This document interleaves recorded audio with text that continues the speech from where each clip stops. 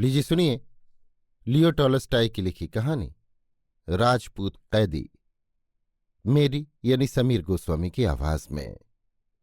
इस कहानी का हिंदी रूपांतर किया है मुंशी प्रेमचंद ने। धर्मसिंह नामी राजपूत राजपूताना की सेना में एक अफसर था। एक दिन माता की पत्री आई कि मैं बूढ़ी होती जाती हूं, मरने से पहले एक बार तुम्हें देखने की अभिलाषा है। यहां आकर मुझे विदा कर आशीर्वाद लो और क्रियाकर्म करके आनंदपूर्वक नौकरी पर लौट जाना। तुम्हारे वास्ते मैंने एक कन्या खोज रखी है। वो बड़ी बुद्धिमती और धनवान है। यदि तुम्हें भाए तो उससे विवाह करके सुखपूर्वक घर ही पर रहना। उसने सोचा, ठीक है, माता दिनों दिन दुर्बल होती जा रही है, संभव है कि फिर मैं उसके दर्शन न कर सकूं, इस कारण चलना ही ठीक है। कन्या यदि सुंदर हुई तो विवाह करने में क्या हानि है। वो सेनापति से छुट्टी लेकर साथियों से विदा हो चलने को प्रस्तुत हो गया। उस समय राजपूतों और मरहठों में युद्ध हो रहा था। रास्ते में सदैव भय रहता था।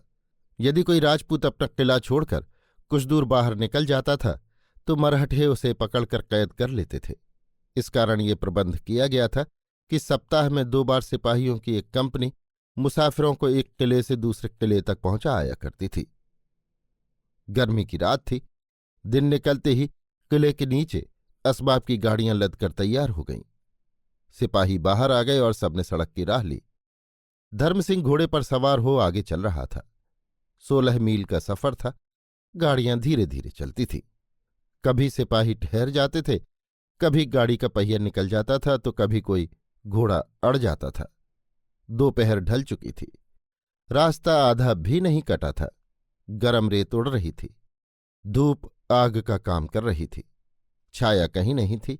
साफ मैदान था। सड़क पर न कोई वृक्ष न झाड़ी। धर्मसिंह आगे था और कभी कभी इस कारण ठहर जाता था कि गाड़ियां आकर मिल जाएं। मन में विचारने लगा कि आगे क्यों न चलूं। घोड़ा तेज है, यदि मरहठे धावा करेंगे तो घोड़ा दौड़ा कर निकल जाऊंगा।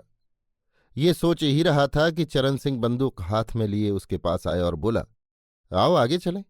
इस समय बड़ी गर्मी है, भूख के मारे व्याकुल हो रहा हूं। सभी कपड़े पसीने में भीग रहे हैं। चरण सिंह भारी भरकम आदमी था। उसका मुंह लाल था। धर्म सिंह, तुम्हारी बंदूक भरी हुई है? चरण सिंह, हां भरी हुई है। धर्म सिंह, अच्छा चलो, पर बिछुड़ न जाना। ये दोनों चल दिए। बातें करते जाते थे, पर ध्यान दाएं बाएं था। साफ मैदान होने के कारण दृष्टि चारों ओर जा सकती थी। आगे चलकर सड़क 2 पहाड़ियों के बीच से होकर निकलती थी। धर्म सिंह, उस पहाड़ी पर चढ़कर चारों ओर देख लेना उचित है। ऐसा न हो कि अचानक मराठे कहीं से आकर हमें पकड़ लें। चरण सिंह, अजी चले भी चलो। धर्म सिंह, नहीं, आप यहां ठहरिए, मैं जाकर दिखाता हूं। धर्म सिंह ने घोड़ा पहाड़ी की ओर फेर दिया। घोड़ा शिकारी था, उसे पक्षी की भांति ले उड़ा। वह अभी पहाड़ी की चोटी पर नहीं पहुंचा था कि 100 कदम आगे 30 मराठे दिखाई पड़े। धर्म सिंह लौट पड़ा, परंतु मरहठों ने उसे देख लिया और बंदूकें संभालकर घोड़े दौड़ा उस पर लपके। धर्म सिंह बेतहाशा नीचे उतरा और चरण सिंह को पुकार कर कहने लगा, बंदूकें तैयार रखो, और घोड़े से बोला, प्यारे अब समय है, देखना ठोकर न खाना, नहीं तो झगड़ा समाप्त हो जाएगा। एक बार बंदूक ले लेने दो, फिर मैं किसी के बांधने का नहीं। उधर चरण सिंह मरहठों को देखकर घोड़े को चाबुक मार ऐसा भागा कि गर्दे में घोड़े की पूंछ ही पूंछ दिखाई दी और कुछ नहीं। धर्म सिंह ने देखा कि बचने की आशा नहीं है। खाली तलवार से क्या बनेगा। वो किले की ओर भाग निकला, परंतु 6 मरहठे उस पर टूट पड़े। धर्म सिंह का घोड़ा तेज था, पर उनके घोड़े उससे भी तेज थे। तिस पर यह बात हुई कि वे सामने से आ रहे थे। धर्म सिंह चाहता था कि घोड़े की बाग मोड़कर उसे दूसरे रास्ते पर डाल दे, परंतु घोड़ा इतना तेज जा रहा था कि रुक नहीं सका। सीधा मरहठों से जा टकराया। सजे घोड़े पर सवार बंदूक उठाए लाल दाढ़ी वाला एक मराठा दांत निकालता हुआ उसकी ओर लपका। धर्म सिंह ने कहा कि मैं इन दुष्टों को भली भांति जानता हूं। यदि वे मुझे जीता पकड़ लेंगे तो किसी कंदरा में फेंक कर कोड़े मारा करेंगे। इसलिए या तो आगे निकलो, नहीं तो तलवार से 1-2 को ढेर कर दो। मरना अच्छा है, कैद होना अच्छा नहीं। धर्म सिंह और मरहठों में 10 हाथ का ही अंतर रह गया था कि पीछे से गोली चली। धर्मसिंह का घोड़ा घायल होकर गिरा और वो भी उसके साथ ही धरती पर आ रहा। धर्मसिंह उठना चाहता था कि 2 मरहठे आकर उसकी मुस्कें कसने लगे। धर्मसिंह ने धक्का देकर उन्हें दूर गिरा दिया, परंतु दूसरों ने आकर बंदूक के कुंदों से उसे मारना शुरू किया और वो घायल होकर फिर पृथ्वी पर गिर पड़ा। मरहठों ने उसकी मुस्कें कस लीं, कपड़े फाड़ दिए, रुपया पैसा सब छीन लिया। धर्मसिंह ने देखा कि घोड़ा जहां गिरा था वहीं पड़ा है। एक मरहठे ने पास जाकर जीन उतारनी चाहिए। घोड़े के सिर में एक छेद हो गया था, उसमें से काला रक्त बह रहा था। 2 हाथ इधर उधर की धरती कीचड़ हो गई थी। घोड़ा चित्त पड़ा, हवा में पैर पटक रहा था। मरहठे ने गले पर तलवार फेंक दी। घोड़ा मर गया। उसने जीन उतार ली। लाल दाढ़ी वाला मरहठा घोड़े पर सवार हो गया। दूसरों ने धर्मसिंह को उसके पीछे बिठाकर उसे उसकी कमर से बांध दिया और जंगल का रास्ता लिया। धर्मसिंह का बुरा हाल था। मस्तक फटा था, लहू बहकर आंखों पर जम गया था। मुस्कों के मारे कंधा फटा जाता था। वो हिल नहीं सकता था। उसका सिर बार बार मरहठे की पीठ से टकराता था। मरहठे पहाड़ियों पर ऊपर नीचे होते हुए एक नदी पर पहुंचे। उसे पार करके एक घाटी मिली। धर्मसिंह ये जानना चाहता था कि वे किधर जा रहे हैं, परंतु उसके नेत्र बंद थे। वो कुछ न देख सका। शाम होने लगी। मरहठे दूसरी नदी पार करके एक पथरीली पहाड़ी पर चढ़ गए। यहां धुआं और कुत्तों का भूंकना सुनाई दिया, मानो कोई बस्ती है। थोड़ी देर चलकर गांव आ गया। मरहठों ने गांव छोड़ दिया।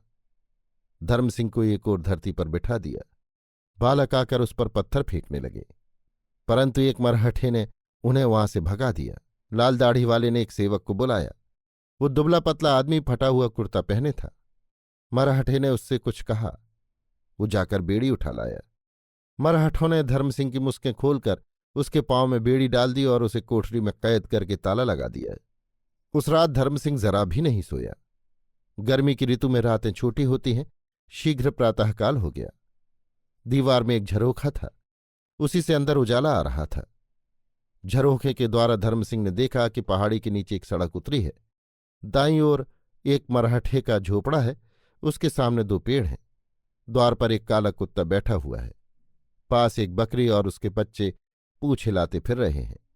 एक स्त्री चमकीले रंग की साड़ी पहने पानी की गागर सिर पर धरे हुए एक बालक की उंगली पकड़े झोंपड़े की ओर आ रही है।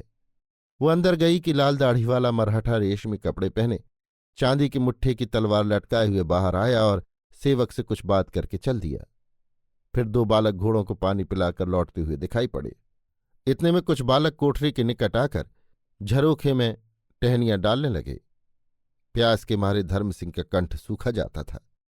उसने उन्हें पुकारा, परंतु वे भाग गए। इतने में किसी ने कोठरी का ताला खोला।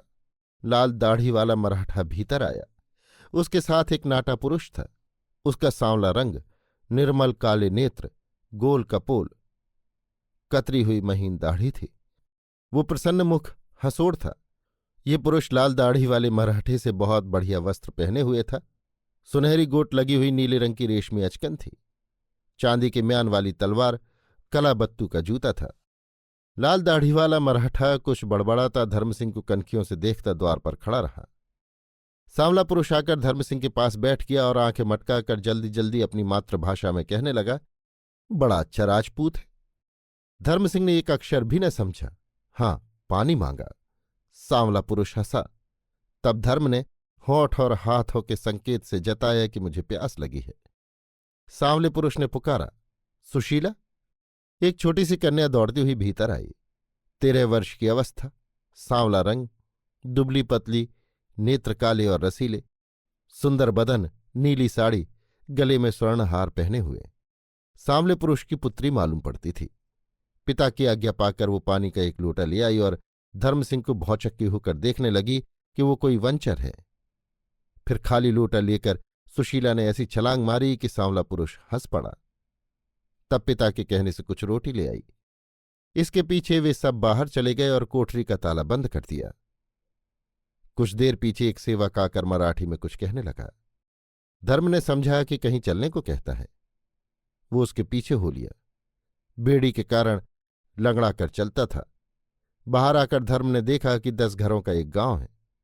एक घर के सामने 3 लड़के 3 घोड़े पकड़े खड़े हैं।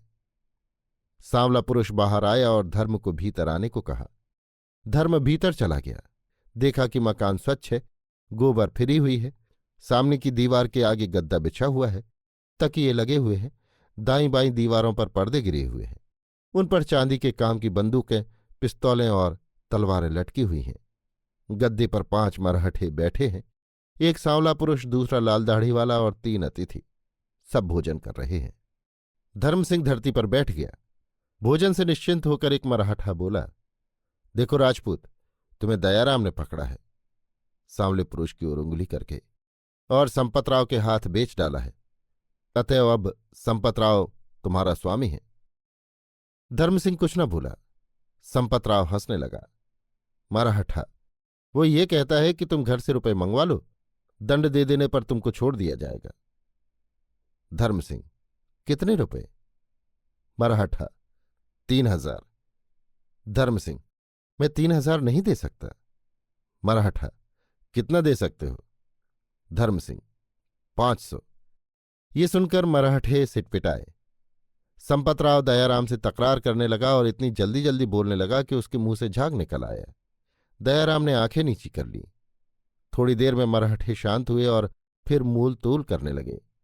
एक मराठे ने कहा, 500 रुपये से काम नहीं चल सकता। दयाराम को संपतराव का रुपया देना है। 500 रुपये में तो संपतराव ने तुम्हें मोल ही लिया है। 3000 से कम नहीं हो सकता। यदि रुपया न मंगाओगे तो तुम्हें कोड़े मारे जाएंगे। धर्म ने सोचा कि जितना डरोगे ये दुष्ट उतना ही डराएंगे। वो खड़ा होकर बोला, इस भले मानुष से कह दो कि यदि मुझे कोड़ों का भय दिखाएगा तो मैं घर वालों को कुछ नहीं लिखूंगा। मैं तुम चांडालों से नहीं डरता। संपतराव, अच्छा 1000 मंगाओ। धर्मसिंह, 500 से कौड़ी ज्यादा नहीं। यदि तुम मुझे मार डालोगे तो इस 500 से भी हाथ धो बैठोगे। ये सुनकर मराठे आपस में सलाह करने लगे। इतने में एक सेवक एक मनुष्य को लिए हुए भीतर आया। ये मनुष्य मोटा था, नंगे पैर, बेड़ी पड़ी हुई। धर्मसिंह उसे देखकर चकित हो गया। वो पुरुष चरण सिंह था। सेवक ने चरण सिंह को धर्म के पास बैठा दिया। वे एक दूसरे से अपनी बिथा करने लगे। धर्मसिंह ने अपना वृतांत कह सुनाया। चरण सिंह बोला, मेरा घोड़ा अड़ गया, बंदूक रंजक चाट गई और संपतराव ने मुझे पकड़ लिया। संपतराव, फिर? अब तुम दोनों एक ही स्वामी के वश में हो। जो पहले रुपया दे देगा वही छोड़ दिया जाएगा। धर्मसिंह की ओर देखकर, देखा तुम कैसे क्रोधी हो और तुम्हारा साथी कैसा सुशील है। उसने 5000 रुपये भेजने को घर लिख दिया है। इस कारण उसका पालन पोषण भली भांति किया जाएगा। धर्मसिंह, मेरा साथी जो चाहे सो करे, वो धनवान है और मैं तो 500 रुपये से अधिक नहीं दे सकता। चाहे मारो चाहे छोड़ो। मराठे चुप हो गए। संपतराव झट से कलमदान उठा लाया। कागज, कलम, दवात निकालकर धर्म की पीठ ठोंक उससे लिखने को कहा। वो 500 रुपये लेने पर राजी हो गया था। धर्मसिंह, जरा ठहरो, देखो हमारा पालन पोषण भली भांति करना, हमें एक साथ रखना जिससे हमारा समय अच्छी तरह कट जाए। बेड़ियां भी निकाल दो। संपतराव, जैसा चाहे वैसा भोजन करो, बेड़ियां नहीं निकाल सकता। शायद तुम भाग जाओ। हाँ, रात को निकाल दिया करूंगा। धर्मसिंह ने पत्र लिख दिया, परंतु पता सब झूठ लिखा, क्योंकि मन में निश्चय कर चुका था कि कभी न कभी भाग जाऊंगा। तब मराठों ने चरण सिंह और धर्मसिंह को एक कोठरी में पहुंचाकर एक लोटा पानी, कुछ बाजरे की रोटियां देकर ऊपर से ताला बंद कर दिया। धर्मसिंह और चरण सिंह को इस प्रकार रहते रहते 1 महीना गुजर गया। संपतराव उनको देखकर सदैव हंसता रहता था, पर खाने को बाजरे की अधपकी रोटी के सिवाय और कुछ न देता था। चरण सिंह उदास रहता और कुछ न करता। दिन भर कोठरी में पड़ा सोया रहता और दिन गिनता रहता कि रुपया कब आए कि छूटकर अपने घर पहुंचूं। धर्म तो जानता था कि रुपया कहाँ से आना है। जो कुछ घर भेजता था माता उसी पर निर्वाह करती थी। वो बेचारी 500 रुपये कैसे भेज सकती है। ईश्वर की दया होगी तो मैं भाग जाऊंगा। वो घात में लगा हुआ था। कभी सीटी बजाता हुआ गांव का चक्कर लगाता, कभी बैठकर मिट्टी के खिलौने और टोकरियां बनाता। वो हाथों का चतुर था। एक दिन उसने एक गुड़िया बनाकर छत पर रख दी। गांव की स्त्रियां जब पानी भरने आईं तो सुशीला ने उनको बुलाकर गुड़िया दिखलाई। वे सब हंसने लगीं। धर्म सिंह ने गुड़िया सबके आगे कर दी, परंतु किसी ने नहीं ली। वो उसे बाहर रखकर कोठरी में चला गया कि देखें क्या होता है। सुशीला गुड़िया उठाकर भाग गई। अगले दिन धर्म ने देखा कि सुशीला द्वार पर बैठी गुड़िया के साथ खेल रही है। एक बुढ़िया आई, उसने गुड़िया छीनकर तोड़ डाली। सुशीला भाग गई। धर्म सिंह ने और गुड़िया बनाकर सुशीला को दे दी। फल ये हुआ कि एक दिन वो छोटा सा लोटा लाई, भूमि पर रखा और धर्म को दिखाकर भाग गई। धर्म ने देखा तो उसमें दूध था। अब सुशीला नित्य अच्छे अच्छे भोजन लाकर धर्म को देने लगी। एक दिन आंधी आई। 1 घंटा मूसलाधार मेह बरसा। नदियां नाले भर गए। बांध पर 7 फुट पानी चढ़ाया। जहां तहां झरने झरने लगे। धार ऐसी प्रबल थी कि पत्थर लुढ़के जाते थे। गांव की गलियों में नदियां बहने लगीं। आंधी थम जाने पर धर्म सिंह ने संपतराव से चाकू मांगकर एक पहिया बना, उसके दोनों ओर 2 गुड़ियां बांधकर पहिए को पानी में छोड़ दिया। वो पानी के बल से चलने लगा। सारा गांव इकट्ठा हो गया और गुड़ियों को नाचते देखकर तालियां बजाने लगा। संपतराव के पास एक पुरानी बिगड़ी हुई घड़ी पड़ी थी। धर्म सिंह ने उसे ठीक कर दिया। उसके पीछे और लोग अपने घंटे पिस्तौल घड़ियां ला लाकर धर्म से ठीक कराने लगे। इस कारण संपतराव ने प्रसन्न होकर धर्म सिंह को एक चिमटी, एक बर्मी और एक रेती दे दी। एक दिन एक मरहठा रोगी हो गया। सब लोग धर्म सिंह के पास आकर दवा दारू मांगने लगे। धर्म कुछ वैद्य तो था नहीं, पर उसने पानी में रेता मिलाकर कुछ मंत्र सा पढ़कर कहा कि जाओ, ये पानी रोगी को पिला दो। पानी पिलाने पर रोगी चंगा हो गया। धर्म के भाग्य अच्छे थे। अब बहुत से मराठे उसके मित्र बन गए। हाँ, कुछ लोग अब भी उस पर संदेह करते थे। दयाराम धर्म सिंह से चिढ़ता था। जब उसे देखता मुंह फेर लेता। पहाड़ी के नीचे एक और बूढ़ा रहता था। मंदिर में आने के समय धर्म सिंह उसे देखा करता था। ये बूढ़ा नाटा था। दाढ़ी मूछ बर्फ की भांति श्वेत, मुंह लाल, उसमें झुर्रियां पड़ी हुई, नाक नुकीली, नेत्र निर्दयी, 2 दाढ़ों के सिवाय सब दांत टूटे हुए। वहीं लकड़ी टेकता, चारों ओर भेड़ियों की तरह झांकता हुआ मंदिर में जाने के समय जब कभी धर्म सिंह को देख पाता था तो जलकर राख हो जाता था और मुंह फेर लेता था। एक दिन धर्म सिंह बूढ़े का घर देखने के लिए पहाड़ी के नीचे उतरा। कुछ दूर जाने पर एक बगीचा मिला। चारों ओर पत्थर की दीवार बनी हुई थी। बीच में मेवे के वृक्ष लगे हुए थे। वृक्षों में एक झोपड़ा था। धर्म सिंह आगे बढ़कर देखना चाहता था कि उसकी बेड़ी खड़की। बूढ़ा चौंका। कमर से पिस्तौल निकालकर उसने धर्म सिंह पर गोली चलाई, पर वो दीवार की ओट में हो गया।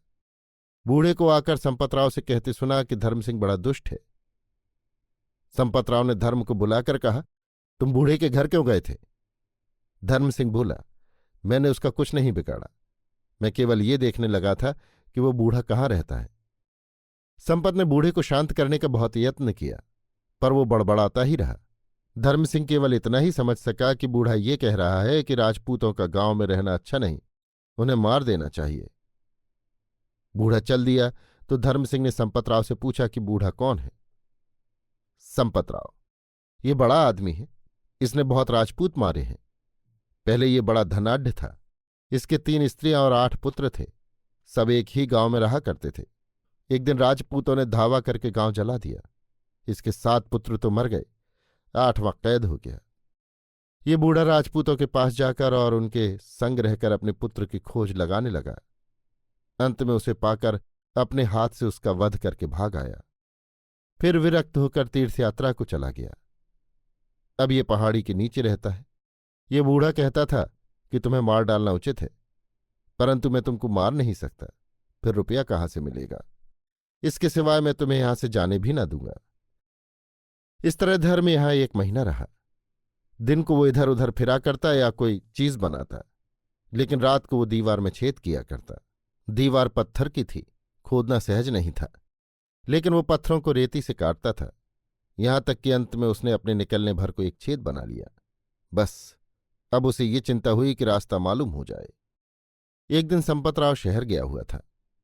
धर्म सिंह भोजन करके तीसरे पहर रास्ता देखने की इच्छा से सामने वाली पहाड़ी की ओर चल दिया। संपतराव बाहर जाते समय अपने पुत्र से सदैव कह जाया करता था कि धर्म सिंह को आंखों से परे न होने देना। इस कारण बालक उसके पीछे दौड़ा और चिल्लाकर कहने लगा, मत जाओ, मेरे पिता की आज्ञा नहीं है। यदि तुम नहीं लौटोगे तो मैं गांव वालों को बुला लूंगा। धर्म सिंह बालक को फुसलाने लगा। मैं दूर नहीं जाता, केवल उस पहाड़ी पर जाने की इच्छा है। रोगियों के वास्ते मुझे एक बूटी की जरूरत है। तुम भी साथ चलो। बेड़ी के होते कैसे भागूंगा? असंभव है। आओ, कल मैं तुमको तीर कमान बना दूंगा। बालक मान गया। पहाड़ी की चोटी कुछ दूर न थी। बेड़ी के कारण चलना कठिन था, पर ज्यों त्यों करके धर्म सिंह चोटी पर पहुंचकर चारों ओर देखने लगा। दक्षिण दिशा में एक घाटी दिखाई दी। उसमें घोड़े चल रहे थे। घाटी के नीचे एक गांव था। उससे परे एक ऊंची पहाड़ी थी, फिर एक और पहाड़ी थी। इन पहाड़ियों के बीचों बीच जंगल था। उससे परे पहाड़ थे, एक से एक ऊंचे। पूर्व और पश्चिम दिशा में भी ऐसी ही पहाड़ियां थीं। कंदराव में से जहां तहां गांवों का धुआं उठ रहा था। वास्तव में ये मराठों का देश था। उत्तर की ओर देखा तो पैरों तले एक नदी बह रही है और वही गांव है जिसमें वो रहा करता था। गांव के चारों ओर बगीचे लगे हुए थे और स्त्रियां नदी पर बैठी वस्त्र धो रही थीं और ऐसा जान पड़ती थी मानो गुड़िया बैठी हैं। गांव से परे एक पहाड़ी थी, परंतु दक्षिण दिशा वाली पहाड़ी से नीची। उससे परे दो पहाड़ियां और थीं। उन पर घना जंगल था। इनके बीच में मैदान था। मैदान के पार बहुत दूर पर कुछ धुआं सा दिखाई दिया। अब धर्म सिंह को याद आया कि किले में रहते हुए सूर्य कहाँ से उदय होता और कहाँ अस्त हुआ करता था। उसे निश्चय हो गया कि धुएं का बादल हमारा किला है और उसी मैदान में से जाना होगा। अंधेरा हो गया। मंदिर का घंटा बजने लगा। पशु घर लौट आए। धर्म सिंह भी अपनी कोठरी में आ गया। रात अंधेरी थी। उसने उसी रात भागने का विचार किया, पर दुर्भाग्य से संध्या समय मराठे घर लौट आए। आज उसके साथ एक मुर्दा था। मालूम होता था कि कोई मराठा युद्ध में मारा गया है। मराठे उस शव को स्नान कराकर श्वेत वस्त्र लपेट अर्थी बना राम नाम सत्य कहते हुए गांव से बाहर जाकर शमशान भूमि में दाह करके लौट आए। 3 दिन उपवास करने के बाद चौथे दिन बाहर चले गए। संपतराव घर ही में रहा। रात अंधेरी थी। शुक्ल पक्ष अभी लगा ही था। धर्म सिंह ने सोचा कि रात को भागना ठीक है। चरण सिंह से कहा, भाई चरण, सुरंग तैयार है, चलो भाग चलें। चरण सिंह भयभीत होकर, रास्ता तो जानते ही नहीं, भागेंगे कैसे? धर्म सिंह, रास्ता मैं जानता हूं। चरण सिंह, माना कि तुम रास्ता जानते हो, परंतु एक रात में किले तक नहीं पहुंच सकते। धर्म सिंह, यदि किले तक नहीं पहुंच सकेंगे तो रास्ते में कहीं जंगल में छिपकर दिन काट लेंगे। देखो, मैंने भोजन का प्रबंध भी कर लिया है। यहां पड़े पड़े सड़ने में क्या लाभ है? यदि घर से रुपया न आया तो क्या बनेगा? राजपूतों ने एक मराठा मार डाला है, इस कारण ये सब बहुत बिगड़े हुए हैं। भागना ही उचित है। चरण सिंह, अच्छा चलो। गांव में जब सन्नाटा हो गया तो धर्म सिंह सुरंग के बाहर निकल आया, पर चरण सिंह के पैर से एक पत्थर गिर पड़ा। धमाका हुआ तो संपतराव का कुत्ता भूंका, लेकिन धर्म सिंह ने उसे पहले ही हिला लिया था। उसका शब्द सुनकर वो चुप हो गया।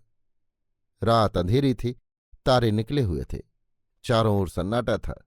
घाटियां धुंध से ढकी हुई थीं। चलते चलते रास्ते में किसी छत पर से एक बूढ़े के राम नाम जपने की आवाज सुनाई दी। दोनों दुबक गए। थोड़ी देर में फिर सन्नाटा छा गया। तब वे आगे बढ़े। धुंध बहुत छा गई। धर्मसिंह तारों की ओर देखकर राह चलने लगा। ठंड के कारण चलना सहज न था। धर्मसिंह कूदता फांदता चला जाता था। चरण सिंह पीछे रहने लगा। चरण सिंह, भाई धर्म, जरा ठहरो, जूतों ने मेरे पैरों में छाले डाल दिए हैं। धर्म सिंह, जूते निकालकर फेंक दो, नंगे पैर चलो। चरण सिंह ने जूते निकालकर फेंक दिए। पत्थरों ने उसके पांव घायल कर दिए। वो ठहर ठहर कर चलने लगा। धर्म सिंह, देखो चरण, पांव तो फिर चंगे हो जाएंगे, पर यदि मरहठों ने आ पकड़ा तो फिर समझ लो कि जान गई। चरण सिंह चुप होकर पीछे चलने लगा। थोड़ी दूर जाने पर धर्म सिंह बोला, हाय हाय, हम रास्ता भूल गए। हमें तो बाईं ओर की पहाड़ी पर चढ़ना चाहिए था। चरण सिंह, ठहरो, जरा दम लेने दो, मेरे पैर घायल हो गए हैं, देखो रक्त बह रहा है। धर्म सिंह, कुछ चिंता नहीं, ये सब ठीक हो जाएंगे, तुम चले चलो। वे लौटकर बाईं ओर की पहाड़ी पर चढ़ गए। आगे जंगल मिला। झाड़ियों ने उनके सब वस्त्र फाड़ डाले। इतने में कुछ आहट हुई। वे डर गए। समीप जाने पर मालूम हुआ कि बारहसिंगा भागा जा रहा है। प्रातःकाल होने लगा। किला यहां से अभी 7 मील पर था। मैदान में पहुंचकर चरण सिंह बैठ गया और बोला, मेरे पांव थक गए, मैं अब नहीं चल सकता। धर्म सिंह क्रोध से, अच्छा तो राम राम, मैं अकेला ही चलता हूं। चरण सिंह उठकर साथ हो लिया। 3 मील चलने पर अचानक सामने से घोड़े की टाप सुनाई दी। वे भागकर जंगल में घुस गए। धर्म सिंह ने देखा कि घोड़े पर चढ़ा हुआ एक मराठा जा रहा है। जब वो निकल गया तो धर्म बोला कि भगवान ने बड़ी दया की कि उसने हमें नहीं देखा। चरण भाई अब चलो। चरण सिंह, मैं नहीं चल सकता, मुझ में ताकत नहीं। चरण सिंह मोटा आदमी था। ठंड के मारे उसके पैर अकड़ गए। धर्म सिंह उसे उठाने लगा तो चरण सिंह ने चीख मारी। धर्म सिंह, हैं ये क्या? मराठा तो अभी पास ही जा रहा है, कहीं सुन ना ले। अच्छा, यदि तुम नहीं चल सकते हो तो मेरी पीठ पर बैठ जाओ। धर्म सिंह ने चरण सिंह को पीठ पर बिठाकर किले की राह ली। धर्म सिंह, भाई चरण सिंह, सीधी तरह बैठो, गला क्यों घोंटते हो? अब उधर की बात सुनिए। मराठे ने चरण सिंह का शब्द सुन लिया। उसने गोली चलाई परंतु खाली गई। मराठा दूसरे साथियों को लेने के लिए घोड़ा दौड़ाकर चल दिया। धर्म सिंह, चरण, मालूम होता है कि उस दुष्ट ने तुम्हारी आवाज सुन ली। वो अपने साथियों को बुलाने गया है। यदि उसके आने के पहले पहले हम दूर नहीं निकल जाएंगे तो समझो कि जान गई। मन में, ये बोझा मैंने क्यों उठाया? यदि मैं अकेला होता तो अब तक कभी का निकल गया होता। चरण सिंह, तुम अकेले चले जाओ, मेरे कारण प्राण क्यों खोते हो? धर्म सिंह, कदापि नहीं, साथी को छोड़कर चल देना धर्म के विरुद्ध है। धर्म सिंह फिर चरण सिंह को कंधे पर लाद कर चलने लगा। आधा मील चलने पर एक झरना मिला। धर्म सिंह बहुत थक गया था। चरण सिंह को कंधे से उतारकर विश्राम करने लगा। पानी पीना ही चाहता था कि पीछे से घोड़ों की टापें सुनाई दीं। दोनों भागकर झाड़ियों में छिप गए। मराठे ठीक वहीं आकर ठहरे जहां दोनों छिपे हुए थे। उन्होंने सूंघ लेने को कुत्ता छोड़ा। फिर क्या था, दोनों पकड़े गए। मराठों ने दोनों को घोड़ों पर लाद लिया। राह में संपतराव मिल गया। अपने कैदियों को पहचाना, तुरंत उन्हें अपने साथ वाले घोड़े पर बैठाया और दिन निकलते निकलते वे सब ग्राम में पहुंच गए। उसी समय बूढ़ा भी वहां आ गया। सब मराठे विचार करने लगे कि क्या किया जाए।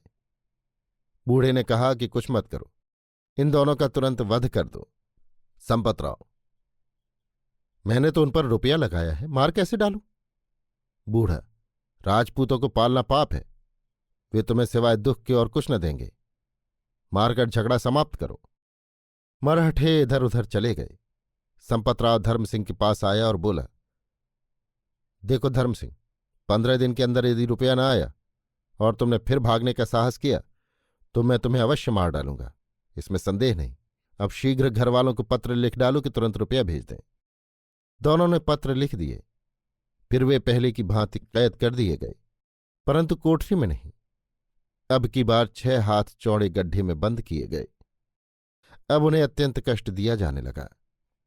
न बाहर जा पाते थे, न बेड़ियां निकाली जाती थीं। कुत्तों के समान अध पकी रोटी, एक लोटे में पानी पहुंचा दिया जाता था, और कुछ नहीं। गड्ढा सीला था, उसमें अंधेरा और अति दुर्गंध थी। चरण सिंह का सारा शरीर सूख गया। धर्म सिंह मन मलिन तन छीन रहने लगा। करे तो क्या करे? धर्म एक दिन बहुत उदास बैठा था कि ऊपर से रोटी गिरी। देखा तो सुशीला बैठी हुई है। धर्म सिंह ने सोचा, क्या सुशीला इस काम में मेरी सहायता कर सकती है? अच्छा, इसके लिए कुछ खिलौने बनाता हूं, कल जब आएगी तब इसे देकर फिर बात करूंगा। दूसरे दिन सुशीला नहीं आई। धर्म सिंह के कान में घोड़ों की टापों की आवाज आई। कई आदमी घोड़ों पर सवार उधर से निकल गए। वे सब बातें करते जाते थे। धर्म सिंह को और तो कुछ न समझ में आया। हाँ, राजपूत शब्द बार बार सुनाई दिया। इससे उसने अनुमान किया कि राजपूतों की सेना कहीं निकट आ पहुंची है। तीसरे दिन सुशीला फिर आई और 2 रोटियां गड्ढे में फेंक दी। तब धर्म सिंह बोला, तू कल क्यों नहीं आई? देख, मैंने तेरे वास्ते ये खिलौने बनाए हैं। सुशीला, खिलौने लेकर क्या करूंगी? मुझे खिलौने नहीं चाहिए। उन्होंने तुम्हें मार डालने का विचार कल पक्का कर लिया है। सब मरहठे इकट्ठे हुए थे, इसी कारण मैं कल नहीं आ सकी। धर्म सिंह, कौन मारना चाहता है? सुशीला, मेरा पिता। बूढ़ों ने ये सलाह दी है कि राजपूतों की सेना निकट आ गई है, तुम्हें मार डालना ही ठीक है। मुझे तो ये सुनकर रोना आता है। धर्म सिंह, यदि तुम्हें दया आती है तो एक बांस ला दो। सुशीला, ये नहीं हो सकता। धर्म सिंह, सुशीला दया कर, मैं हाथ जोड़कर कहता हूं कि एक बांस ला दो। सुशीला, बांस कैसे लाऊं? वे सब घर पर बैठे हैं, देख लेंगे। ये कहकर वो चली गई। सूर्य अस्त हो गया, तारे चमकने लगे। चांद अभी नहीं निकला था। मंदिर का घंटा बजा, बस फिर सन्नाटा हो गया। धर्म सिंह इस विचार में बैठा था कि सुशीला बांस लाएगी अथवा नहीं। अचानक ऊपर से मिट्टी गिरने लगी। देखा तो सामने की दीवार में बांस लटक रहा है। धर्म सिंह बहुत प्रसन्न हुआ। उसने बांस को नीचे खींच लिया। बाहर आकाश में तारे चमक रहे थे। गड्ढे के किनारे पर मुंह रखकर धीरे से सुशीला ने कहा, धर्म सिंह, सिवाय दो के और सब बाहर चले गए हैं। धर्म सिंह ने चरण सिंह से कहा, भाई चरण, आओ एक बार फिर यत्न करके देखें। हिम्मत न हारो। चलो, मैं तुम्हारी सहायता करने को तैयार हूं। चरण सिंह, मुझमें तो करवट लेने की शक्ति नहीं। चलना तो एक और रहा, मैं नहीं भाग सकता। धर्म सिंह, अच्छा राम राम, परंतु मुझे निर्दयी मत समझना। धर्म सिंह चरण सिंह से गले मिला। बांस का एक सिरा सुशीला ने पकड़ा, दूसरा धर्म सिंह ने। इस भांति वो बाहर निकल आया। धर्म सिंह, सुशीला, तुम्हें भगवान कुशल से रखे। मैं जन्म भर तुम्हारा जस गाऊंगा। अच्छा, जीती रहो, मुझे भूल मत जाना। धर्म सिंह ने थोड़ी दूर जाकर पत्थरों से बेड़ी तोड़ने का बहुत ही यत्न किया, पर वो न टूटी। वो उसे हाथ में उठाकर चलने लगा। वो चाहता था कि चंद्रमा उदय होने से पहले जंगल में पहुंच जाए, परंतु पहुंच न सका।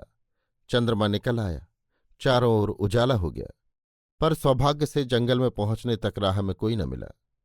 धर्म सिंह फिर बेड़ी तोड़ने लगा, पर सारा यत्न निष्फल हुआ। वो थक गया, हाथ पांव घायल हो गए। विचारने लगा, अब क्या करूं? बस चलो, ठहरने का काम नहीं। यदि एक बार बैठ गया तो फिर उठना कठिन हो जाएगा। माना कि प्रातःकाल से पहले किले में नहीं पहुंच सकता, ना सही, दिन भर जंगल में काट दूंगा। रात आने पर फिर चल दूंगा। सहसा पास से दो मरहठे निकले। वो झट झाड़ी में छिप गया। चांद फीका पड़ गया, सवेरा होने लगा। जंगल पीछे छूट गया, साफ मैदान आ गया। किला दिखाई देने लगा। बाईं ओर देखने पर मालूम हुआ कि थोड़ी दूर पर कुछ राजपूत सिपाही खड़े हैं। धर्म सिंह मग्न हो गया और बोला, अब क्या है? परंतु ऐसा न हो कि मराठे पीछे से आ पकड़े, मैं सिपाहियों तक ना पहुंच सकूं। इस कारण जितना भागा जाए भागो। इतने में बाईं ओर 200 कदम की दूरी पर कुछ मराठे दिखाई दिए। धर्म निराश हो गया, चिल्ला उठा, भाइयों, दौड़ो दौड़ो, मुझे बचाओ बचाओ। राजपूत सिपाहियों ने धर्म की पुकार सुन ली। मरहठे समीप थे, सिपाही दूर थे। वे दौड़े। धर्म सिंह भी बेड़ी उठाकर भाइयों भाइयों कहता हुआ ऐसा भागा कि झट सिपाहियों से जा मिला। मरहठे डर कर भाग गए। राजपूत पूछने लगे कि तुम कौन हो और कहाँ से आए हो, परंतु धर्म सिंह घबराया हुआ भाइयों भाइयों पुकारता चला जाता था। निकट आने पर सिपाहियों ने उसे पहचान लिया। धर्म सिंह सारा वृत्तांत कहकर बोला, भाइयों, इस तरह मैं घर गया और विवाह किया। विधाता की यही लीला थी। 1 महीना पीछे 5000 मुद्रा देकर चरण सिंह छूटकर किले में आया। वो उस समय अधमुए के समान हो रहा था। अभी आप सुन रहे थे लियो टॉलस्टॉय की लिखी कहानी राजपूत कैदी, मेरी यानी समीर गोस्वामी की आवाज में। इस कहानी का रूपांतर किया था मुंशी प्रेमचंद ने।